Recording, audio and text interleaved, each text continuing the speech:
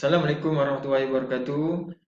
Saya Hairul Amri bin Kasim daripada Politeknik Tun Senasir Pagu akan membentangkan tajuk analisis item ujian matematik kejuruteraan 3 menggunakan teori ujian klasik.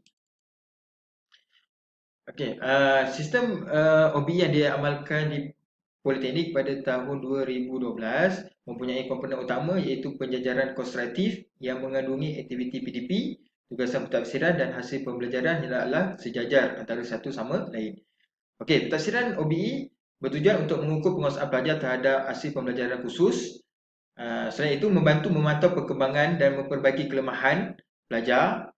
Oleh itu, setiap ujian yang dihasilkan perlu dianalisis menggunakan teori pengukuran tertentu bagi memastikan item tersebut dapat mengukur apa yang hendak diukur.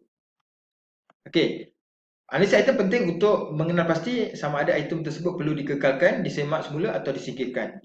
Berdasarkan teori ujian klasik, terdapat dua ukuran utama, indeks kesukaran dan indeks diskriminasi. Indeks kesukaran yang tinggi menunjukkan item yang mudah, manakala indeks diskriminasi yang rendah menunjukkan item yang lemah. Berdasarkan surutan pengajian, kebanyakan tenaga pengajar tidak melaksanakan analisis item bagi menentukan kualiti dan kesan ujian, tidak mengetahui kaedah analisis item berdasarkan teori ujian klasik, kekurangan latihan dan sumber rujukan. Asas analisis item membantu untuk memberi kesahan dan kebolehpercayaan terhadap suatu ujian. Selain itu, ujian yang dilaksanakan bukan hanya untuk memberi grade semata-mata, tetapi digunakan juga sebagai alat diagnostik untuk mengenal pasti kekuatan dan kelemahan pelajar. Kekurangan kemahiran mengenai item menyebabkan kesilapan untuk memahami corak jawapan pelajar. Selain itu, Link 2009 mendapati pensyarah di Politeknik Kuching Sarawak tidak mempunyai kelayakan dalam pendidikan, secara langsung akan menyukarkan mereka untuk menganalisis item. Dapatan ini disokong oleh kajian yang dilaksanakan oleh Steinberg 2019 yang mendapati pensyarah diabetik kurang pengetahuan pentafsiran termasuklah analisis item. Objektif kajian terdapat dua, menentukan tahap kesukaran item ujian matematik kejuruteraan 3 dan objektif kedua, mengenal pasti tahap diskriminasi item ujian matematik kejuruteraan 3. Manakala populasi kajian yang dilaksanakan adalah 34 orang pelajar, menggunakan kaedah tinjauan ke atas kertas, menggunakan instrumen kajian ujian matematik kejuruteraan 3 sesi Disember 2019 yang mempunyai 5 item berstruktur. Kesan kandungan telah disahkan oleh 2 orang pakar, mempunyai nilai kebolehpercayaan 0.74 iaitu memuaskan. Ini adalah penunjuk indeks kesukaran dan indeks diskriminasi yang diguna pakai. Berdasarkan analisis yang diperolehi, terdapat dua soalan S1 dan S2 berada pada tahap yang sederhana. Tahap kesukaran yang sederhana, manakala S3 dan S31, S32 dan S33 berada pada tahap yang sukar.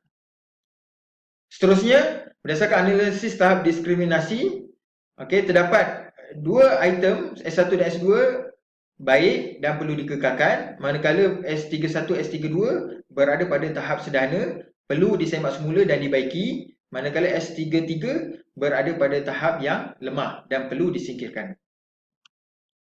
Berdasarkan keputusan yang diperolehi, item baik perlu dikekalkan dan disimpan di dalam bank soalan menjadi panduan kepada pesyarat untuk menghasilkan ujian yang lebih berkualiti dan lebih baik.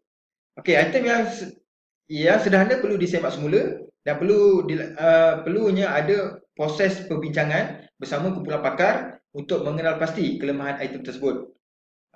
Antara kelemahan yang dikenal pasti, soalan atau masalah yang tidak jelas, pelajar mempunyai ketidakfahaman bahasa yang diguna pakai dan susunan item yang berkaitan antara satu sama lain. Berdasarkan perbincangan bersama pakar, mendapati item S3 pelajar gagal menguasai penyelesaian pengetahuan linear menggunakan graf.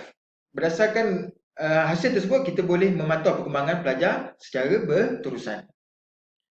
Selain itu, kelemahan soalan S3 yang dikenal pasti adalah kegagalan pelajar menjawab S31 dan S32 kerana ia berkaitan antara satu sama lain.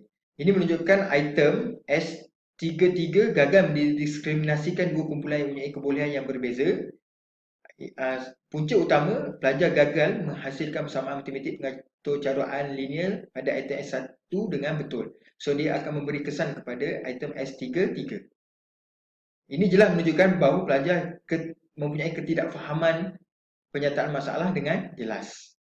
Okey, kaedah TUK membantu untuk mengenal pasti tahap kesukaran dan diskriminasi item.